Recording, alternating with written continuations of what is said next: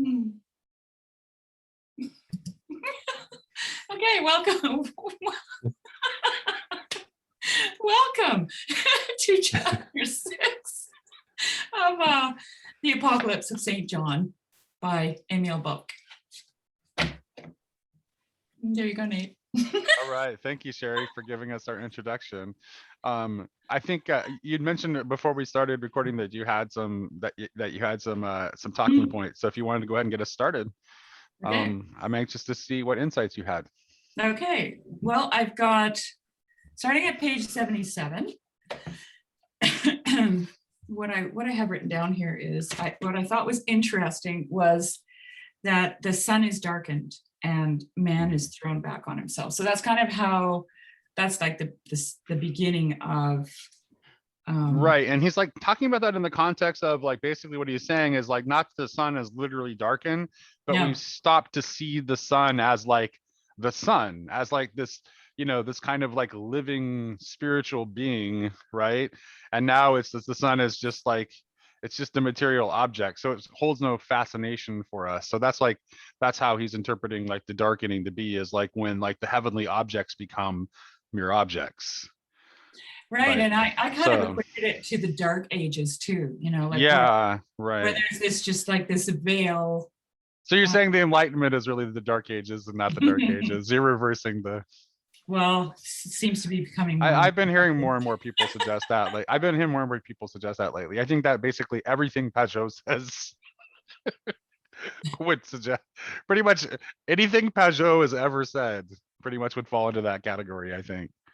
Well, I mean, wouldn't it be? I mean, just to think about it in these terms, wouldn't it be the most deceptive thing to call it?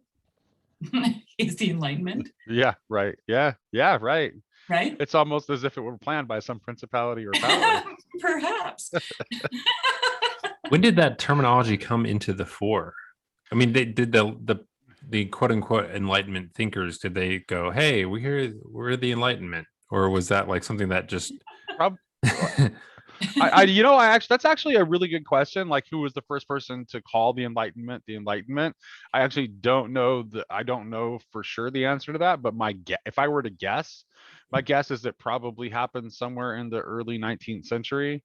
Yeah. Like looking back on the era immediately prior, like in the. Yeah, it seems like it's describing a phenomenon that's too broad for any sort of small group of individuals to have like claimed for themselves. It seems like it had to have been some sort of retrospect. Well, and of course, Enlightenment was used. I mean, Enlightenment would have been used before that to refer to something like very different. It would have been used to refer to spiritual enlightenment, right? And this is like Enlightenment used to refer to like it's to down material versus progress, up. basically. Yeah, it's down versus up. Yeah, so it's like it actually is a reversal of it's a reversal of the way we usually use the term enlightenment. I'm kind of curious. I'm kind of looking right now. Okay, well, I'll just read a couple more of my notes here. Go for it. And then what happens is the spiritual sun, S-U-N, breaks through, right? It arises. And of course, that reminded me of the scripture that the light dispels the darkness.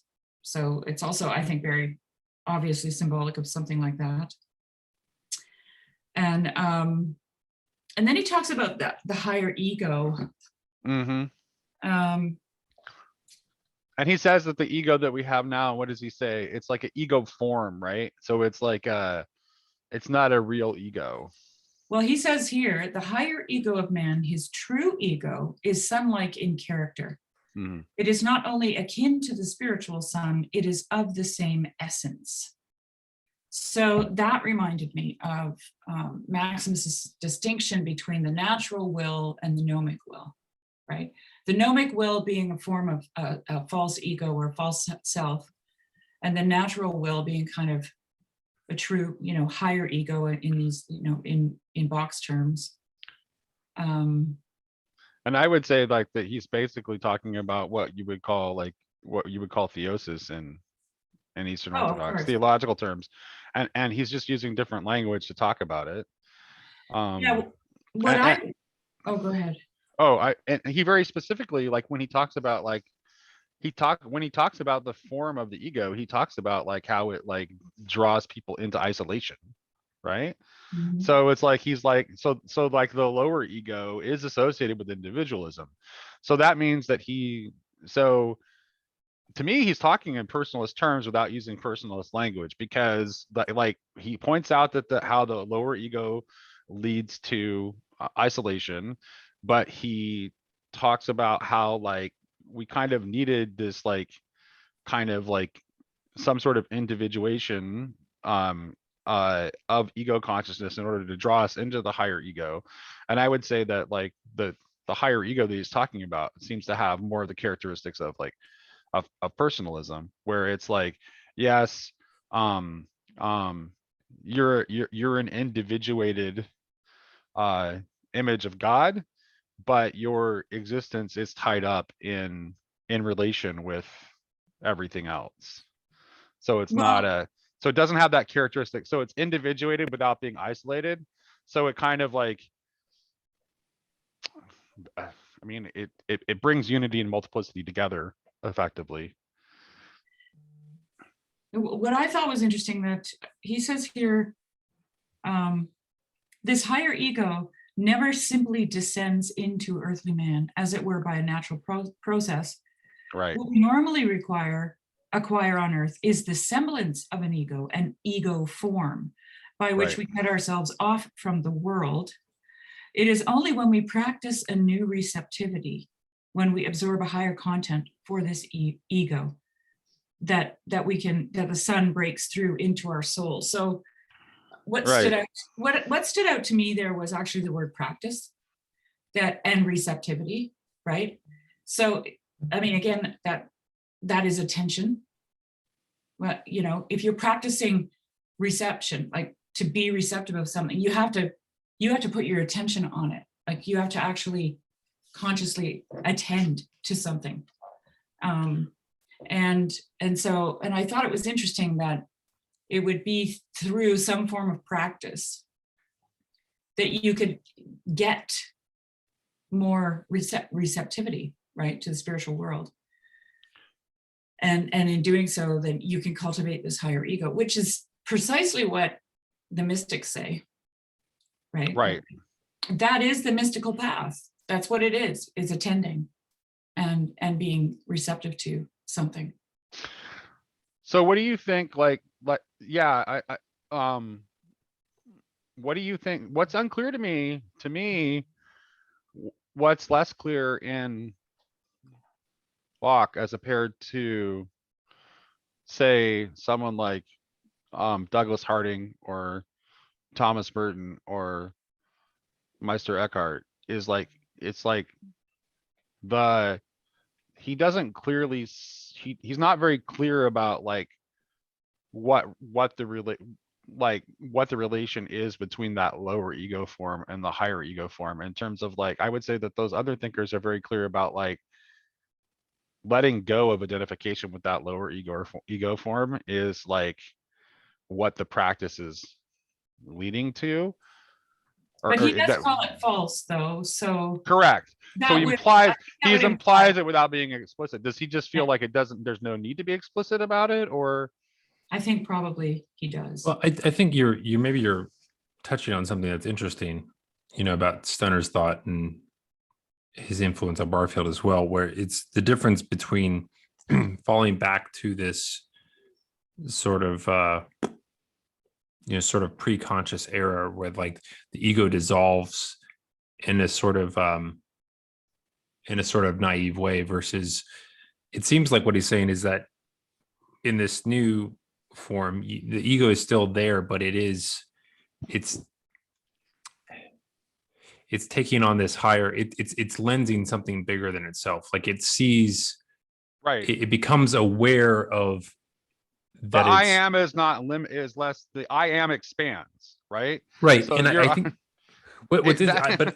I think there's a truth here, because again, we can't really, it seems like even if we want to, we can't really abandon this sort of self-consciousness, this sort of reflexivity that comes back on ourselves. And so it's like, it's saying, I don't know, I think for me,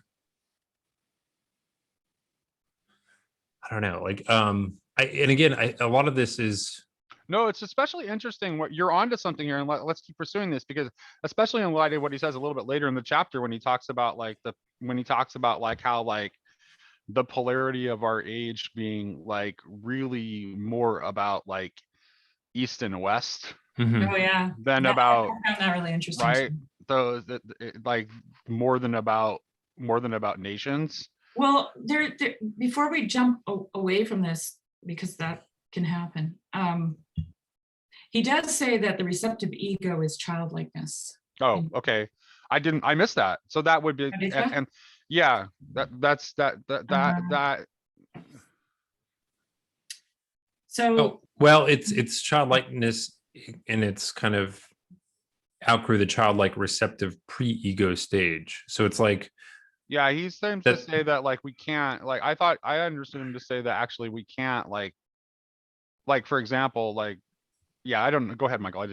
I have actually Yeah, only have a to like half-formed map this. thought.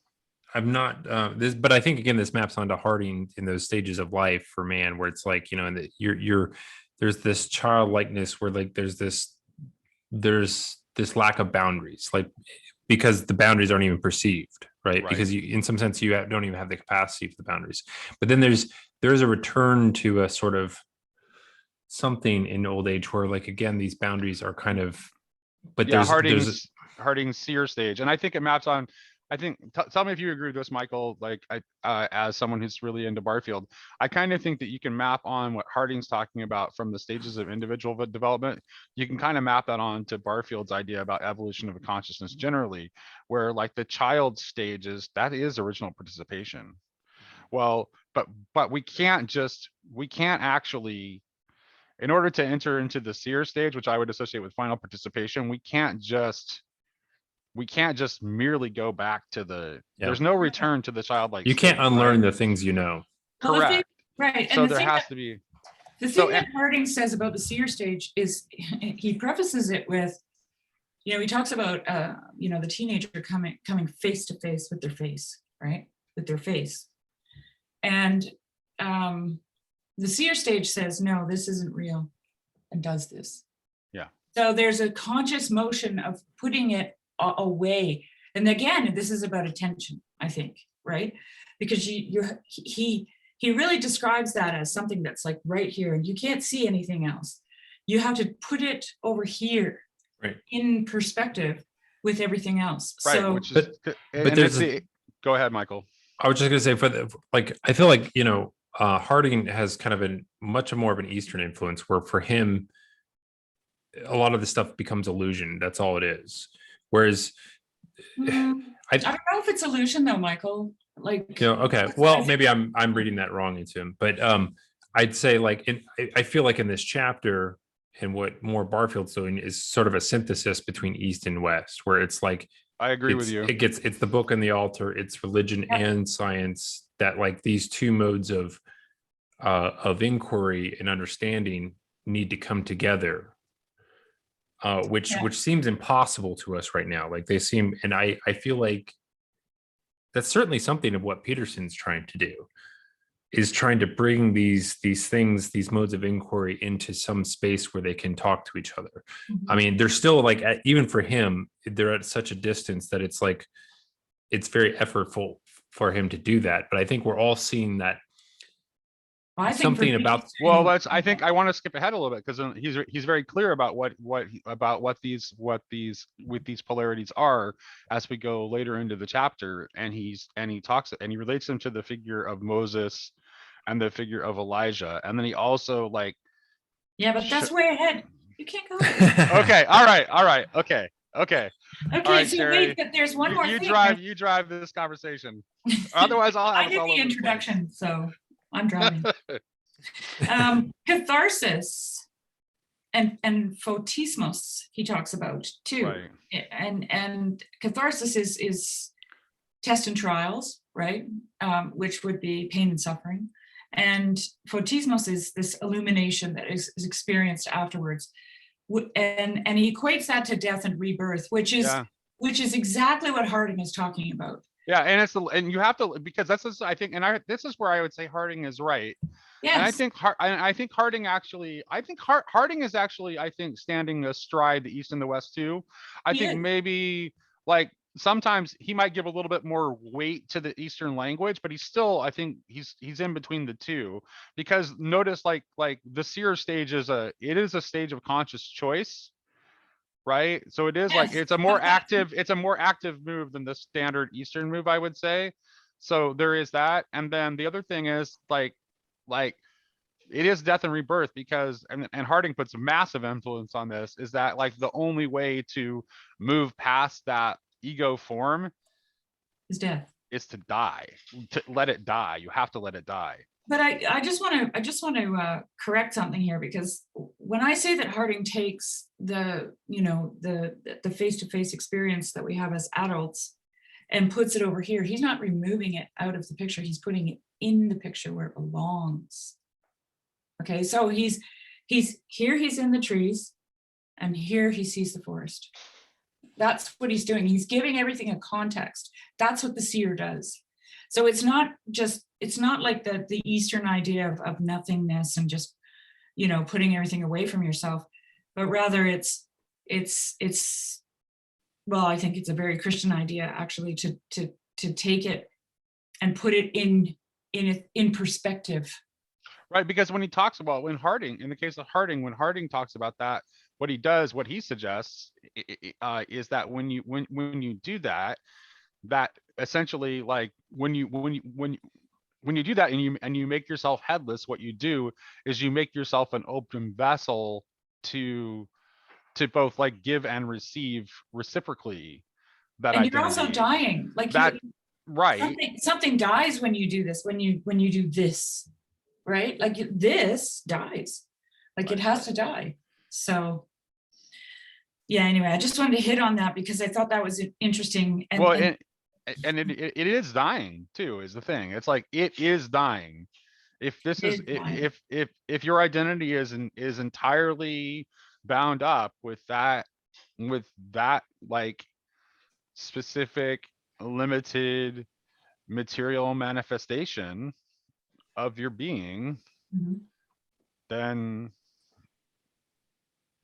you die when it dies. Yeah.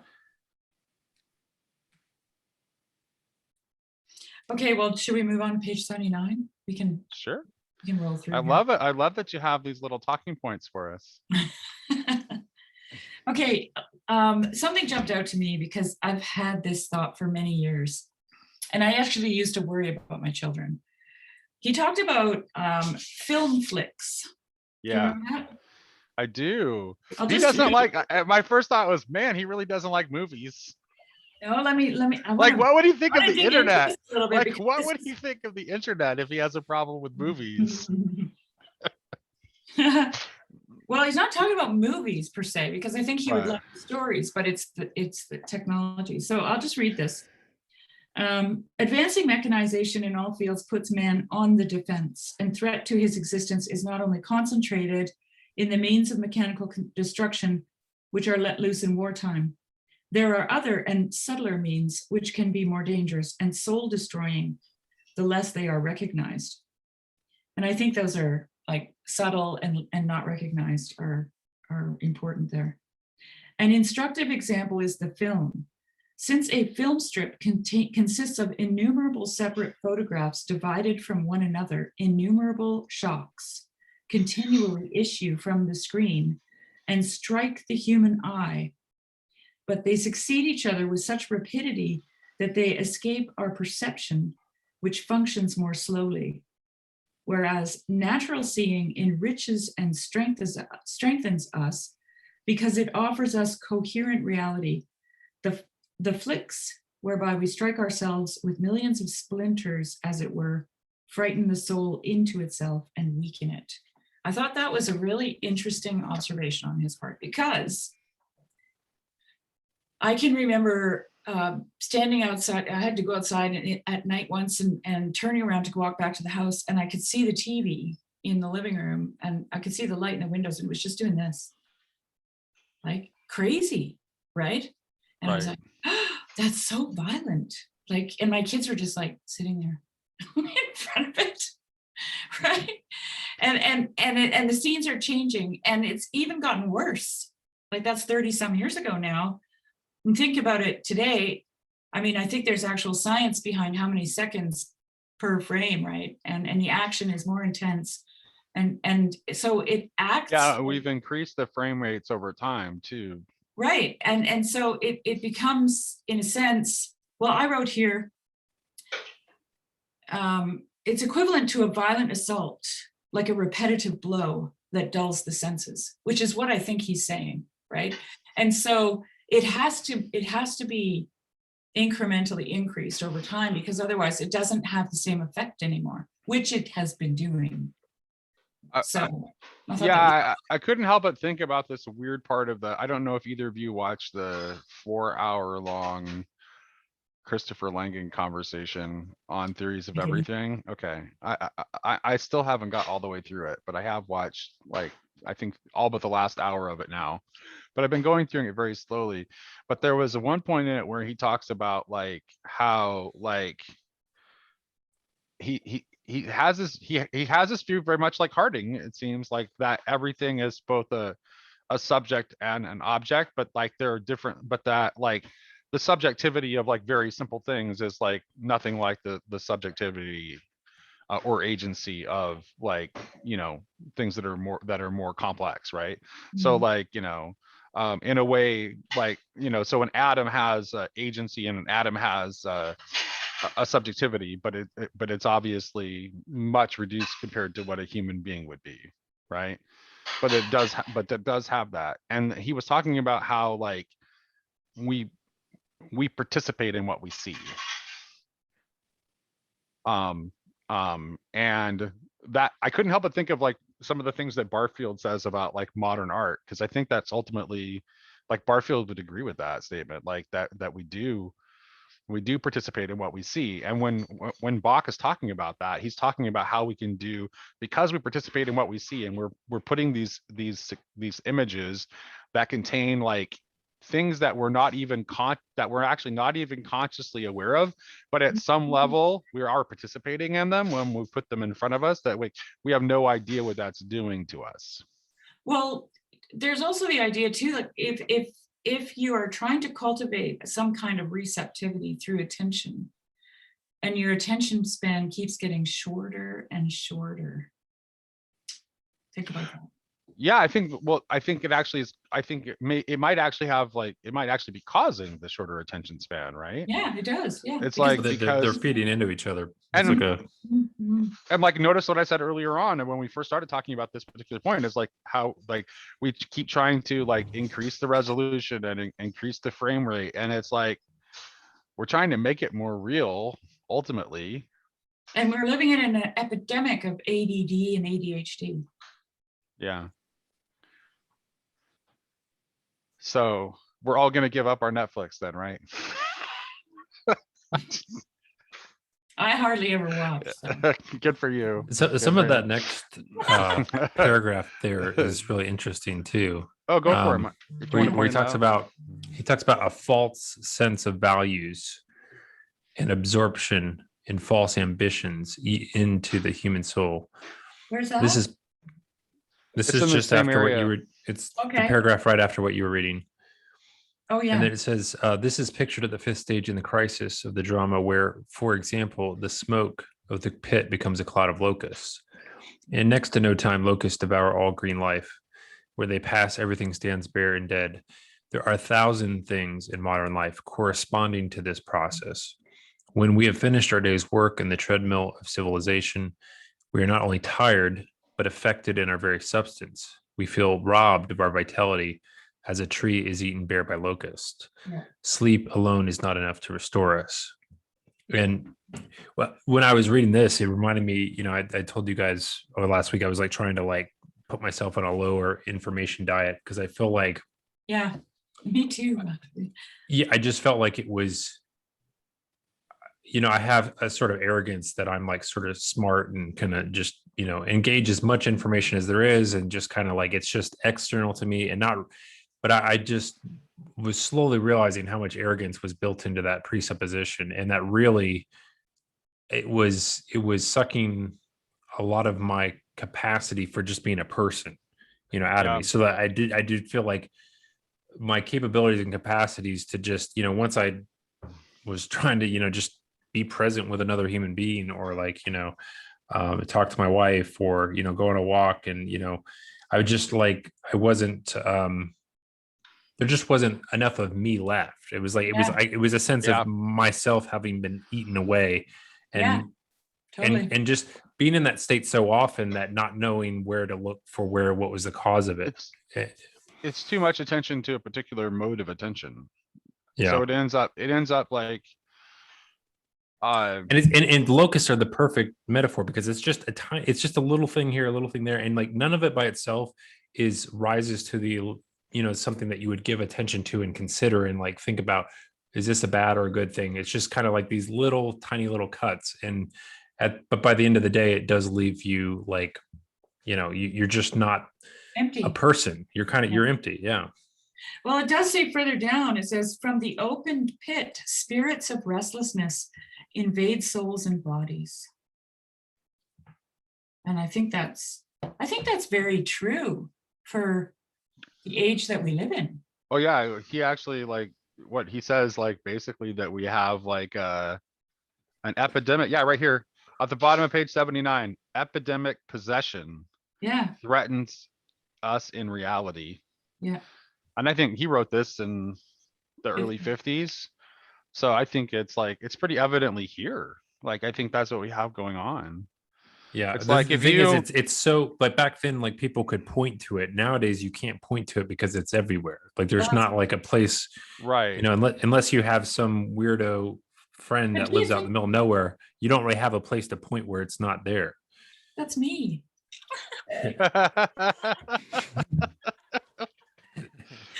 Thanks. Right.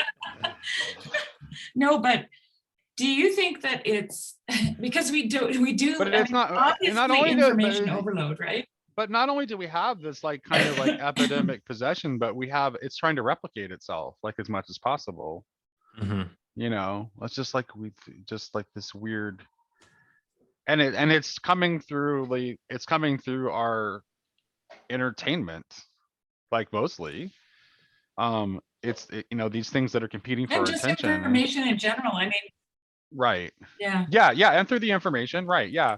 So and it has It's like, overload. and well, I've said, I think, I don't know if you caught I said this on the Discord a couple weeks back, but someone had asked me like something about principalities and powers, and I said like, the way I conceive of principalities and powers is they're effectively, they're anti-personal beings, right? Because they're going to drive you either toward, or entities, I think I said anti-personal entities. They're going to drive you toward either toward like an individualism where you're just more and more and more isolated and more locked in a prison of your own desires, or your identity is going to be caught up in some small collective, which can be put in opposition against other collectives.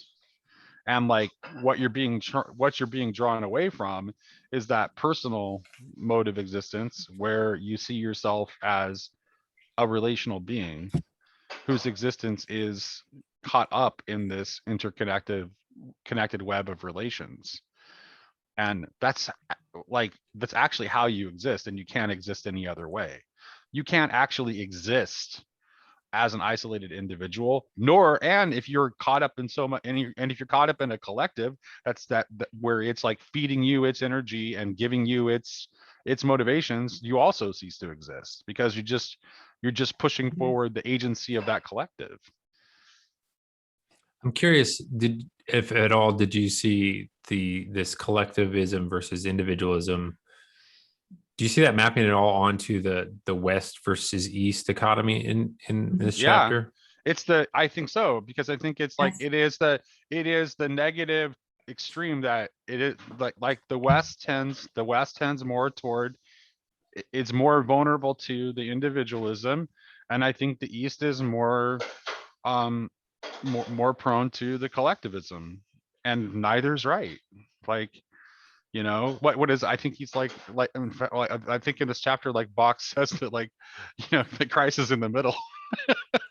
Right. And that's right. That's like the personal Yeah. mode of being, isn't the personal mode of being that Christ represents, like, you know, living out of a out of a complete love that is, you know, that is willing to sacrifice for the other, and is definitely an individual, but at the same time, like deeply connected to, in relationship to all things. That's that's where it doesn't want you.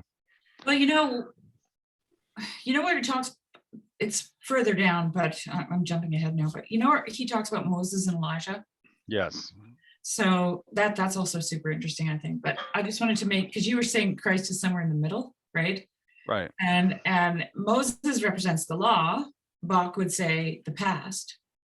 Right. And Elijah represents the prophets. Bock would say the future, which that maps perfectly, right, with the law and the prophets. Right. Yeah. He says like the past and the future, but he also said the other thing that's interesting is he also associates Moses with the with thought, Intellectualism, yeah. intellectualism, and Elijah with like this with like the spiritual religious impulse. And Right. like and these things have also like he all so. But And I it mean, was, if you were to locate them kind of linearly within time, they would be good representations of the past and the future. And you were saying how Christ was in the middle, which is exactly what the transfiguration is. right. Okay. Right. And to me, that represented now, right? What's between the past and the future?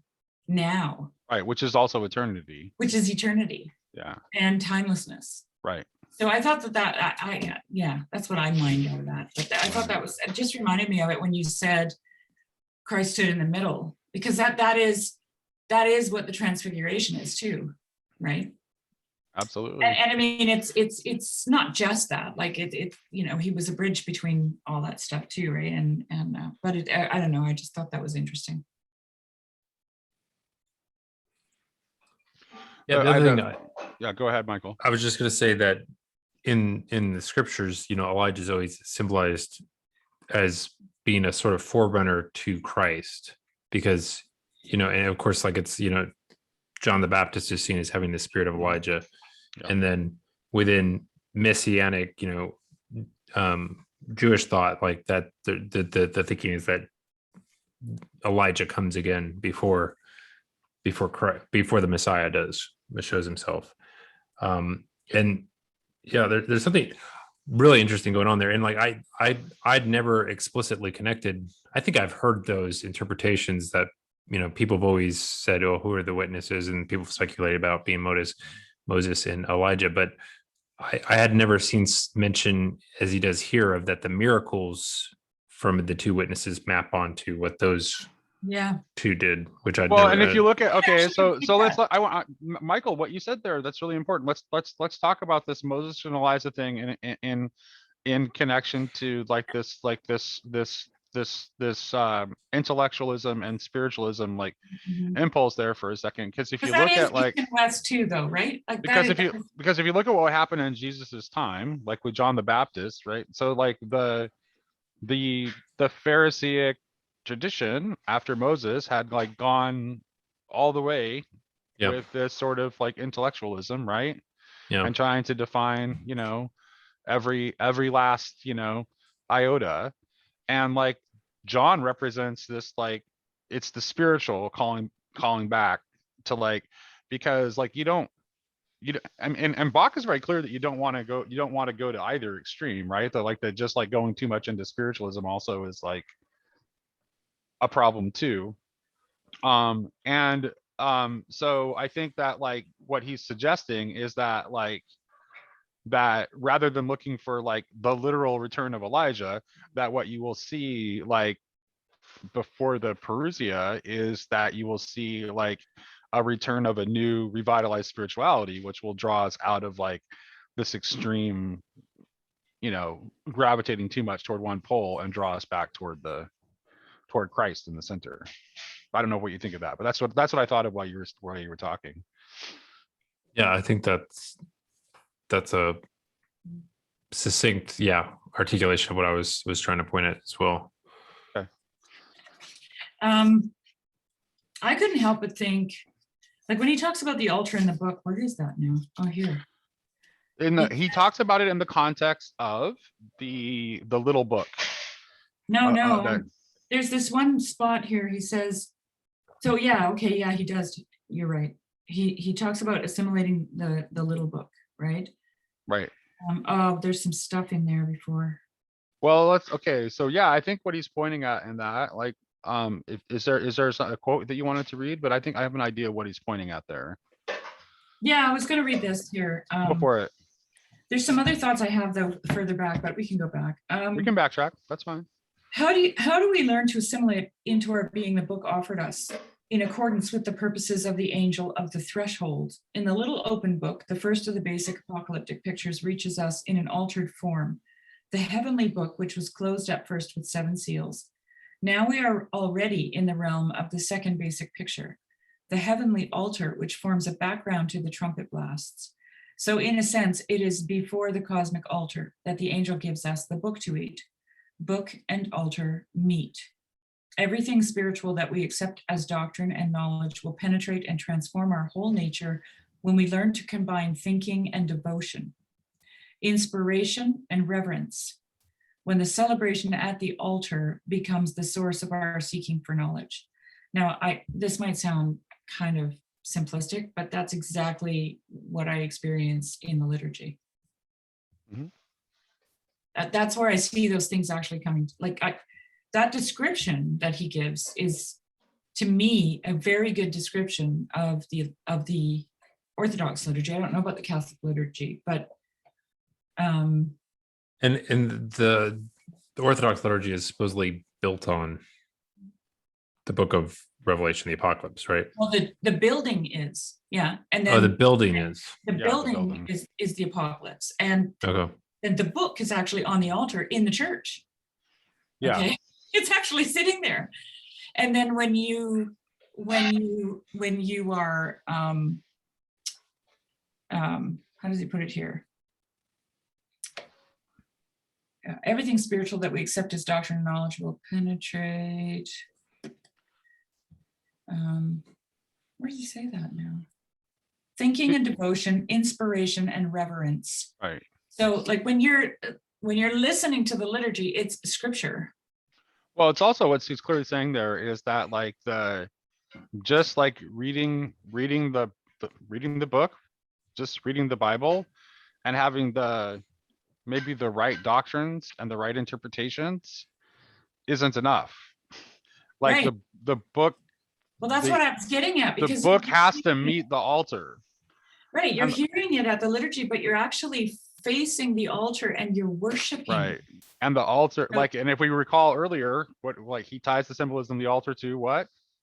To the tomb. Mm-hmm. Right.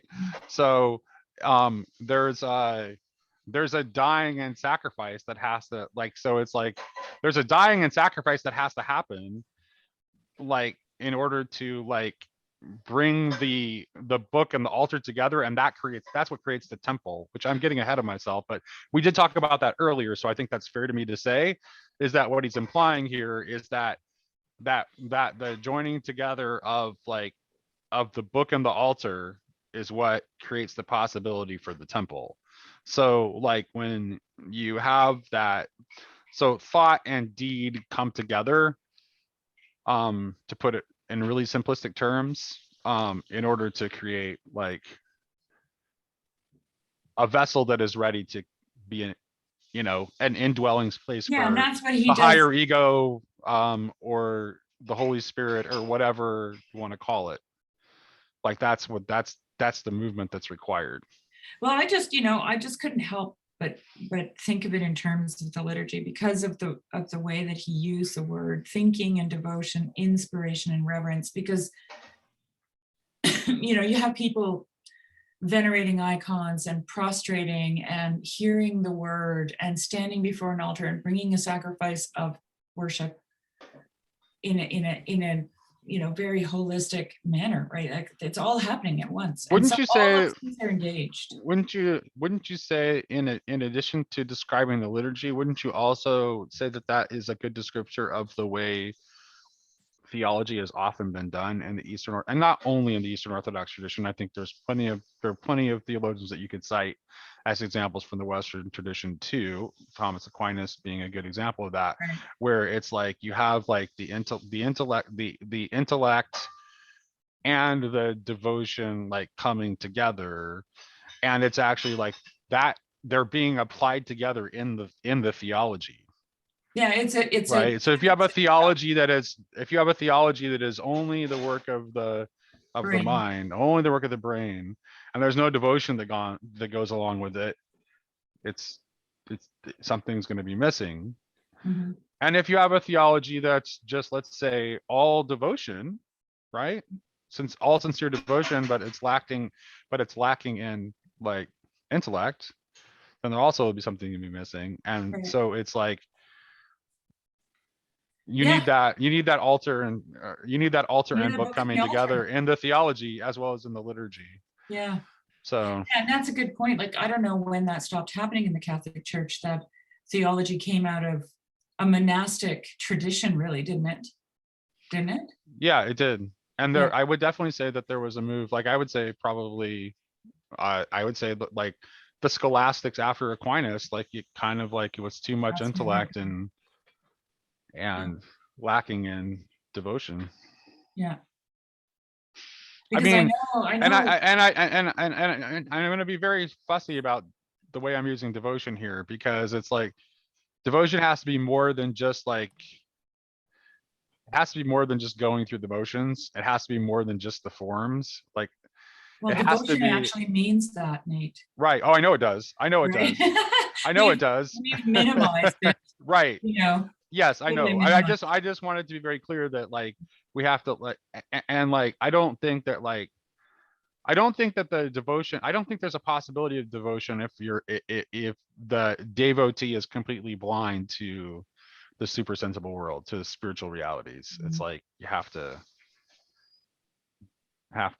otherwise then I'm not sure, like it seems like you're just clinging to the forms as out of tradition alone Mhm. at that.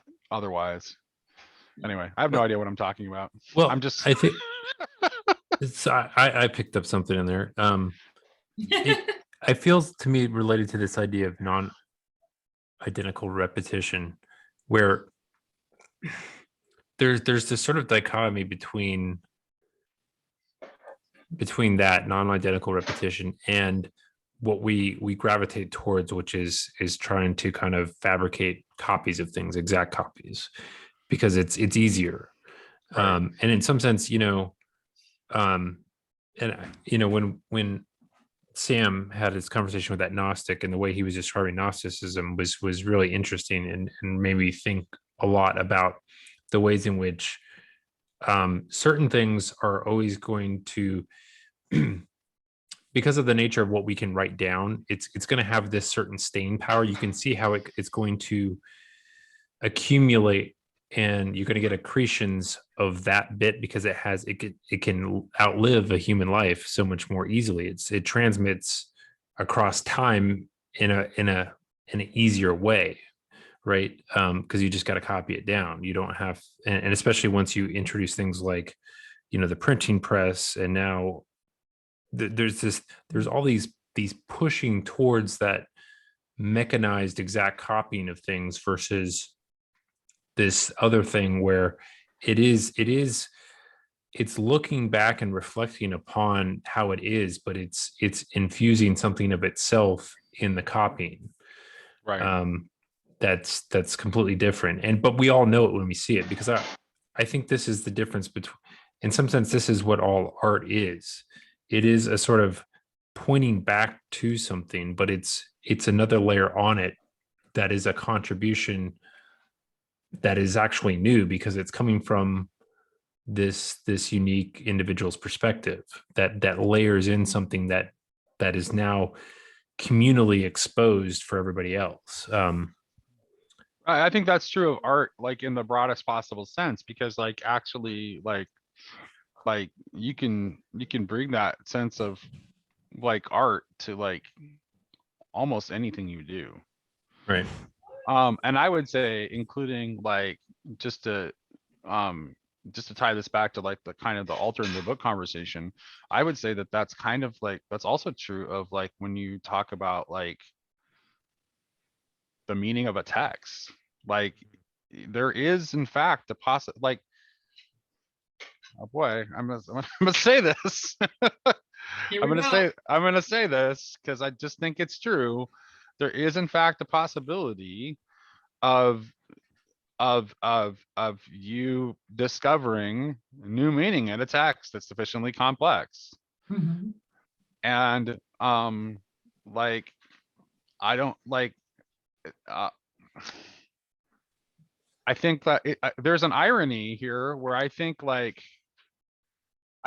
like both like okay, so both like the Catholic and Orthodox idea of the magisterium and the Protestant idea of sola scriptura are both like they're both attempts to like fix the meaning of something. But I would say that the reason that the Orthodox and Catholic idea of the magisterium is better is that that is attached to a living body that can evolve over time and see and see new meanings, but it's not but because it's also connected to the entire history of the tradition. It's sort of there's a built-in guarantee of it not changing too fast, because you don't, I mean, you do want to be protected against somebody just like coming to the text and having like a super novel interpretation and like, you know, just like through charisma, force of personality, whatever, like persuading everyone to like, you know, believe in this super novel interpretation that catches off, like say maybe dispensationalism for example, which like never existed in Christianity before around 1840. And now all of a sudden it's like that is the default for all of evangelical Protestantism. And therefore, since almost all of Protestantism is evangelical, effectively all of Protestantism. So it's like, so you don't want to have that kind of rapid change, but at the same time, like there does need to be some kind of openness to the possibility of new revelation, because the possibility of someone seeing something new in the text that is revealed to them it through the Holy Spirit is possible. Of course. So Yeah. Essentially I'm saying that we can't, but here's the thing is like I actually think that that sola scriptura is as much an attempt to fix meaning as like say the magisterium when it's like when it's proposed by its sort of more rigid proponents. So they both kind of suffer from the same thing. However, I would say that the Orthodox Catholic idea, because it is attached to something that is living, evolving, and changing, is probably better because of that. Because the text itself doesn't change. Mm-hmm. Well, there is a little progression in his thought here. So he ends up talking, I mean, in the book of Revelation itself, actually. So he says, side by side with book and altar, as if in anticipation, because this is actually where you're ending up going, Nate, in talking about this stuff. As if in anticipation of the seer is instructed to measure the 7 vials of wrath, the third basic picture appears, the temple. The seer is instructed to measure the temple and the altar and to distinguish strictly between the temple and the forecourt. There was given me a reed like unto a rod, and a voice spoke unto me, saying, rise and measure the temple and the altar and them that worship therein.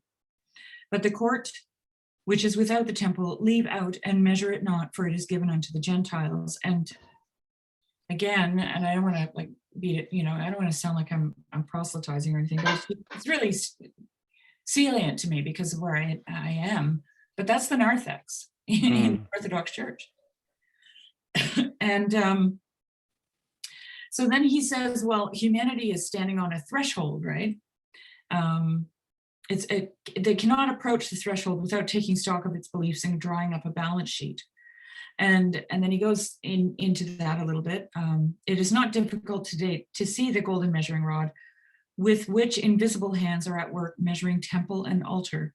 The thin veneer of nominal Christianity is cracking, and paganism, which has uneasily slumbered for centuries beneath the surface of so-called Christian culture, raises its giant head. And I mean, we've talked about this outside of this conversation. Oh yeah. Right? Of how paganism is like, well, there's a spiritual void, and that's what's waking up, right?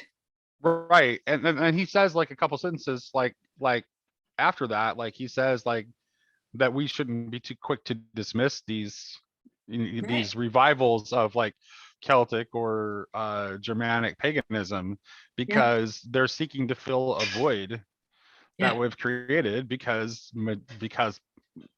our age has hollowed out the world basically and sucked all the life out of it. He says they reveal a longing for cosmic wisdom and cosmic spirituality, which finds no satisfaction in ecclesiastical Christianity, even in the precincts of the Christian churches themselves. And then he cites Protestantism and Roman Catholicism, which I noted that there was no mention of Orthodoxy, which is not unusual because a lot of people just weren't really aware of it. I don't think it. I think it was out. I mean, he was German, right? So it's just kind of like outside his world, I think. Like right, and I'm wondering, like, I don't know what you think. He was aware of it because he actually talks about a Soloviev novel later on in the chapter. So which was, it's not that he wasn't unaware of it. Right. I just think he maybe didn't know a lot about it. Do you think, because, okay, I've heard it said that a lot of people coming out of occultism and paganism are finding their way to the Orthodox Church in particular. And I'm wondering if that's certainly true of Paul Kingsnorth, who's been writing all those wonderful blog pieces lately. Like that was his trajectory. Like atheism to paganism to I think the Serbian Orthodox Church is the one he ended up, but into Orthodoxy. Well, that's James Kurtidas and Vin Armani and other people who I won't mention that I know of in particular. Right. So, like, and it seems like from their testimony, it seems that it's a thing. It's a thing. There's a lot of people coming out of that and going into the Orthodox Church. And I'm wondering if this accounts, like, I don't actually know because I'm not that well versed in, like, I don't know statistics, but I think there is a bit of a rise in the Orthodox Church has come to people's attention. Let's just say that. And I'm just wondering if this has something. I think there's a lot here. I think that Bock might have I wonder if Bock had known about the Orthodox Church more fully, whether if he would even have bothered to create the Christian community in the first place, because it's very sacramental too, right? Right. And I think like a lot of what he feels is missing, like from like the Western traditions that he was intimately familiar with, like he would have found in Orthodoxy if he would have looked there a little bit harder. I think that's definitely true. And which is why it's like, that article I linked earlier today from the guy with the Sophiology like website who was like, like kind of looking at Steiner through through the lens of Russian Orthodox sociology. I think you can do that because I think there is a connection. Like there's the way that Steiner and Bock and Barfield are looking at the world, like it connects with something that Orthodoxy has kept around all the time. And I also think there's a geographic connection too, right? Because like he talks about this east-west polarity, and there's the Eastern Orthodox world is right there. Yeah. Like not only in the ideological middle, but in the geographic middle too. Yeah. Where it's like straddling, like, and I can't help but think about like, I can't help but think about like the importance of of Russia in like, the Fatima prophecies, for example, like that there's something Who's about Fatima? there was in the early 20th century, there was like there was like a mass visions of the Blessed Virgin after some young girls had first reported sightings of the Blessed Virgin. And there's prophecies that are associated with Hmm. with it, and like one of the things that the Blessed Virgin is supposed to have revealed to the girls has to do with like basically a spiritual revival in Russia as like a key part of the yeah, that's just a very, very rough sketch. I can link you something later, but Yeah. it's just this sense of like, the only reason I mentioned it is just like, it's just like this sense that like there's something important about like that part of the world. Mhm. Yeah. Because it does kind of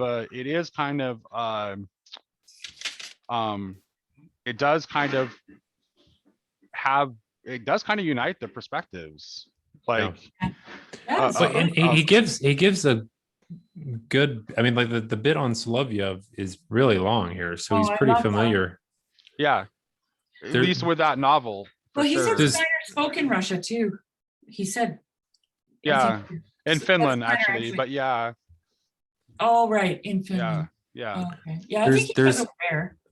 There's a recently translated Solovyov book that the foreword is from Barfield that Okay. I've wanted to read for a long time, called The Meaning of Love.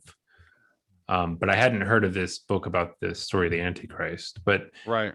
so I'm, yeah. So Solovyov must be somehow influential in, the Steiner community, because it was published by a Steiner press. I think it was translated by somebody in their community.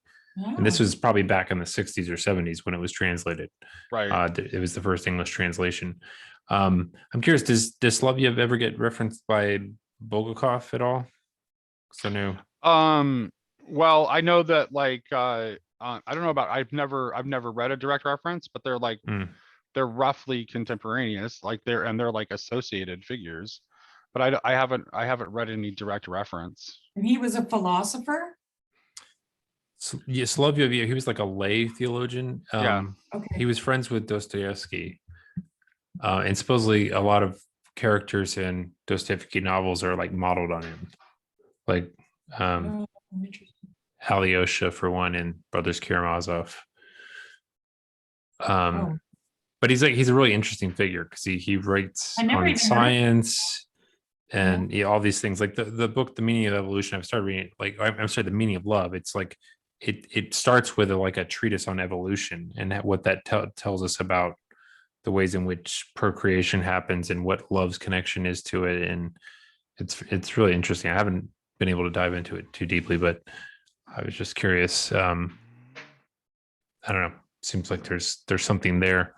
I haven't had the time to go deeper into, but I was curious if he had ever come up, because I know he's very influential in Russian. Yeah, it's definitely something to put a note in later, to take a look at, particularly in light of, like, I'll have to share the article that I'll send to the Slack. I'll send a link to the article that I linked on Voxer earlier today, that's like kind of like talks about like a whole bunch of this stuff. Yeah, because Solovyov also was very open to Rome and the West, and that. Because I think I'm pretty sure that he is one of the like Russian Orthodox thinkers associated with the idea of sobornost, which is like, which is like a movement for both for Christian unity and also seen as like a personalist mode of social structure. I know for sure that Bulgakov and Berdayev were. I'm pretty sure Solovyov was too, though. He equates those two witnesses. And Florensky, for sure. In that story with the Catholic Church and the Orthodox Church and them.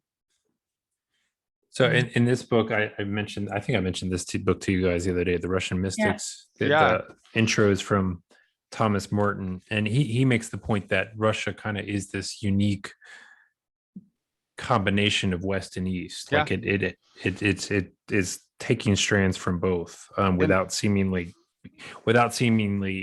like, I don't know, being transformed by either, kind of doing something Right. uniquely. Well, yeah, you can actually see that. Like, I don't know if either of you ever seen there was like I think it's from like was made during the Second World War, but there's an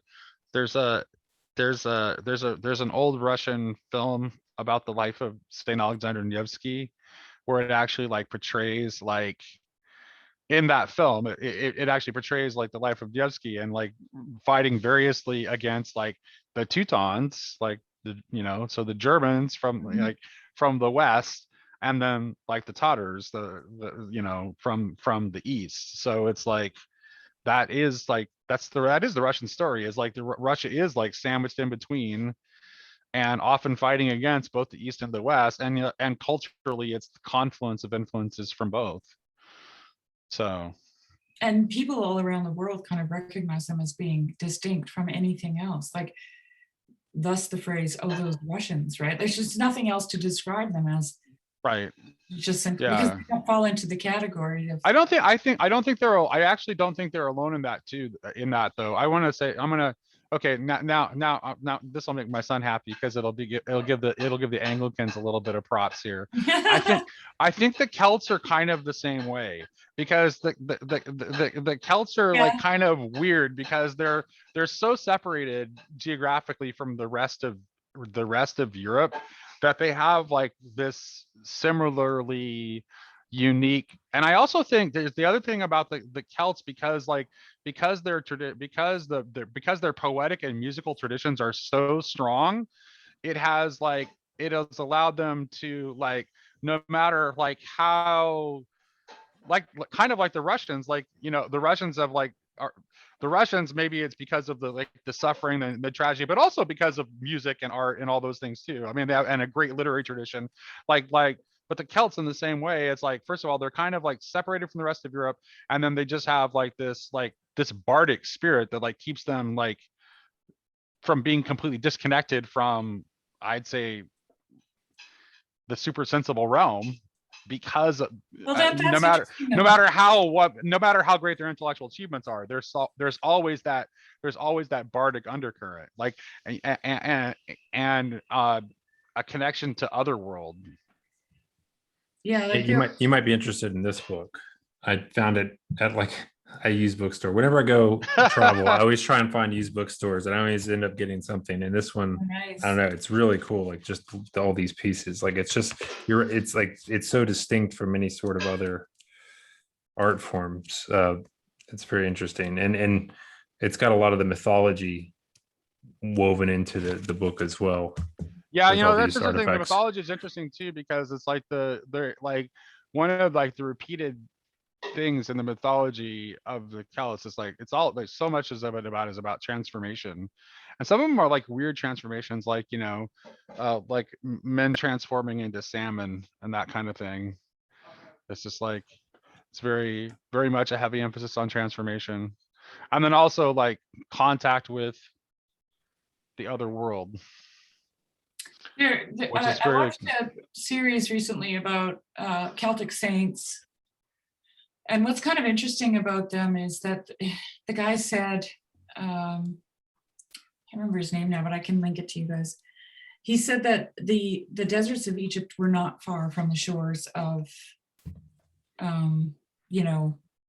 Scotland and Ireland and so on, because they actually had these priests that ended up there, and they carried with them the sayings of the Desert Fathers, the Philokalia, and the Psalms, and that was what most monastics had. They never had the whole Bible, right? And so when they practiced monasticism in the British Isles, they didn't have a desert, so they would look for the most harsh. Like, they would go on. Really cold bodies of water are along the west coast, where it's the most harsh environment, most harsh climate, right? Yeah.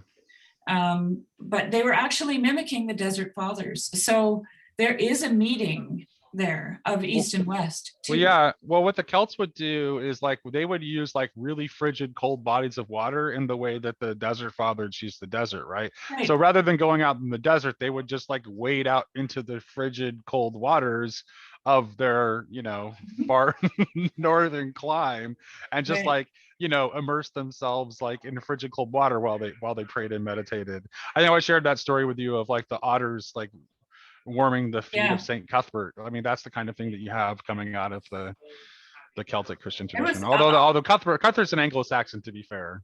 But I would say that here's the thing about though is like the British Isles. It's like well, it's remain culturally Celtic even after the Anglo-Saxon conquest, I would argue, and that the Anglo-Saxons effectively just embraced the Celtic culture that was underlying it. It's like, so I would say that like. well, the Celtic Even the culture- Anglo-Saxons ultimately are formed by the Celtic culture and their sensibilities. It was it was quite a large culture, actually. It wasn't just in the British Isles, Right, all right, over. right. All right, that was a sidetrack and a half. Get us back on course, Shari. I know you got notes. Okay, I want to talk about rainbows. Okay, rainbows. Rainbows. Rainbows. Okay, So, I've got here, they're page 84. It talks about the rainbow, the promise of the rainbow. right. And Goethe likes, Goethe, his whole theory of color is based on the rainbow, right? And Steiner loves the rainbow, and Barfield loves the rainbow. They like to talk about the rainbow. I'm not proposing I know anything about what they think. I'm just making that observation.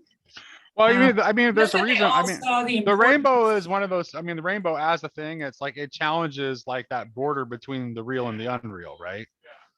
Right. Because Personally, I've said to my husband, I said, what I love about the rainbow is it's always there. You just have to have eyes to see it. Right. Right. It's not never there. It's always there. You just have to have eyes to see it. Like you have to be standing in the place where you get to see the rainbow. That's a location, right? In many ways. But anyway, I watched over brief out another guy that has the Barfield channel, Michael, Brief Outlines. Yep. And I rewatched something that he did on the rainbow. He was talking about representations, actually, and he said that something like a rainbow is the ideal, right? So it itself is a causal force, and we look for actual forces. So we look for the the thing like the billiard balls analogy, right? Or what's pulling the strings or whatever the case might be. So I'm just wondering, like, do you think that the rainbow is co-opted for a reason? There you go. I just got to ask that question. Boy, that's a good question. Yeah, I think here's what I would say. I won't say that necessarily, but I would say that that movement is trying to say something about the connection between perception and reality. And if you're going to talk about perception and reality, then you'd be hard pressed to come up with something better than a rainbow to use. Mm-hmm. Well, I think it's also a rainbow is it's a representation of unity and multiplicity. And I think the way it's being used now is just the multiplicity. Right. Like it's just emphasizing that piece, right. Versus linking it back to some underlying whole. That's just my hot take on it. Well, it's I think it still is expressing unity, like within those various multiple identities. Like the actual like rainbow flag itself is supposed to represent some sort of unity or solidarity amongst those identities, right? Isn't that? So there is some attempt to use the unity concept there. Yeah, well, it's mostly about multiplicity, though. I would agree with right, because it's like, but that's because because that's what I was talking about earlier, where it's like this idea of like, you know, small collectives which can be pitted against other small collectives. So it's a unity within a small collective. So it's a solidarity within this group, which is identified with this flag, but it doesn't. Well, it's interesting because originally the promise of the rainbow was that God would no longer destroy humankind, right? That, and what was I going to say with that now? Something sparked an idea in me.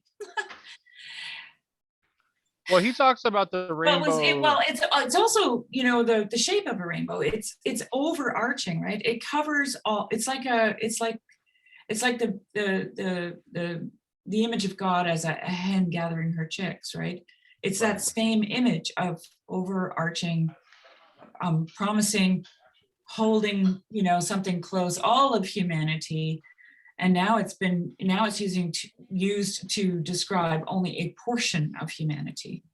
So when it's overarching, but only a portion. In the chapter, the context is like, so he's talking about the figure of the angel, right? The angel with the continents of the sun, and it's like the clouds and the rainbow, and then like the feet that are pillars of fire. Yeah, that's interesting too. So he's saying that like that the rainbow represents like the what does he say? Can you find the text? What does he actually say in terms of the representation of the rainbow? On page 84. Let's see. He says here, once more, well, I'll start from here. When the first creation rose from the mists of the flood, the miracle of the rainbow was set in the sky as the sign of the covenant between God and man. The figure of the great guardian of the threshold also contains this sign. When amid woes and catastrophes, the second creation within earth and mankind forces its way to the light, the rainbow must shine above it too. It is the sign of man's strength of heart, which is able to establish the golden mean between the element of will in the fiery feet and the cloud-like spirituality of thought in the head. Once more, the rainbow is the sign of the covenant. Through the strength of the middle region, the polar opposites, which would rather otherwise clash, can find a way to cooperation and mutual give and take. The rainbow men who can bring the peace of the world are not confined to the geographical middle of the world. So. Okay, so that, yeah, so he also ties it to that thought, feeling, and will, kind of like triad. And so the rainbow is associated with the feeling, but here in the angelic form, it's would be with love, I would say, right? So it is. So I think that like they've picked the right symbol. But he says here, wherever the Christian apocalyptic impulse is active, the sign of the covenant appears. What do you think that means? Wherever the Christian. What's the apocalyptic impulse? I don't get that. Well, he's using apocalyptic here in the sense of like revelatory, right? So, he trying to think this out. Well, he actually goes on. Maybe this does it, Nate. Okay, go for it. A warmth of heart, not squandered in an egotistical religious life as an end in itself, but penetrating the whole of human nature toward both poles, can produce a harmonious triad, a Christ-filled feeling between a Christ-filled thinking illumined by wisdom and a Christ-filled willing inspired by love. Right. Yeah, that's what I was. Okay, so what does he mean? Yeah, that's where I was trying to get to. But the rainbow specifically is associated with the like feeling aspect, but it would be like the properly oriented like feeling aspect. So I would say that like the question with what you're trying to bring up would be like whether it's properly oriented. and It's just whether it's interesting that it's co-opted, you know. and whether it's operating out of love or not. Yeah. But Does it it does feel- seem like it's devolved, right? Because like originally it was a connection point between the spiritual world and the yeah. physical world, right? It was like it was a bridge or like a signpost into that Right. reality. And then at some point it became kind of a symbol for like all the different flavors of humanity, all the diversity of different people. And now it's kind of further, I think it still has some It's not pointing to allusions heaven that, anymore. but now it's pointing to just like she was saying, to just a very specific segment of humankind. Mhm. And yeah, it's almost like it's weird. Like it's like you, unless you exist within that. I think what's like is associated with like the attempt to create heaven on earth on material terms without any actual reference to The transcendent. the transcendent. To create a to create an to create an artificial heaven out of material components. Well, it itself becomes heaven. The rainbow is as high as it gets. The rainbow is the ceiling, right? There's nothing beyond the rainbow. So if you wanted to pick something to degrade symbolically, Mhm. that would be like it's an excellent choice. I never really had thought of it, but I'm kind of glad you brought it up. But yeah, it is, and it seems to me like because of its connection to feeling, it is definitely like properly associated with love, because love is like Mhm. feeling in its highest. Well, is it a feeling? Can That's be. the question. Can be. It can be. Saint Thomas would say no, but I think he's wrong.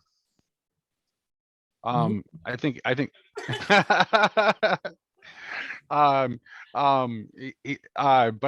I think it is. I mean, whatever else it is also a feeling, Mhm. and I think that it might need the will to guide it in order to be in its proper mode. It's really interesting though. Like the reason that it jumped out at me, Nate, is because I often see how, you know the saying where it's like, I'll lasso the moon and bring it down for you, right? Seems to be like a tendency that we have, where we want to take that thing that is transcendent, that is above us, that is unknowable, unreachable. We want to bring it down, right? We want to bring it down. And then you see this devolving, I mean, I've seen that pattern in a lot of things, right? Where things devolve. So is it like almost like, I don't know why I'm saying this, but it just kind of like, this is what popped into my head when you were saying that. So you're saying it's like a Babel operation in reverse? Yeah. And just as misguided? Yes. But in a different mode. Yeah.